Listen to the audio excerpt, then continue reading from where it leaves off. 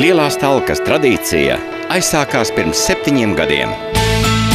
Ar talku 2008. gada 13. septembrī par godu Latvijas 90 gadu jubilejai. Šobrīd Lielā talka izveidojusies par kustību, kas iemantojusi milzīgu tautas atsaucību. Tā sevī nes pozitīvu un liederīgu enerģijas lādiņu, ko novērtē ik katrs. Lielā talka ir kļuvusi par tradīciju saudabīgiem pozitīvismu svētkiem, kuros ar darbiem mēs apliecinām savu mīlestību Latvijai.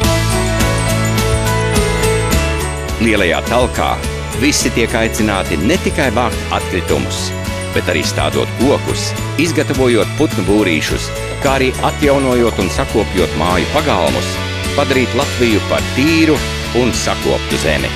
Mēs vēlamies, lai Latvija kļūtu par zaļāko valsti pasaulē.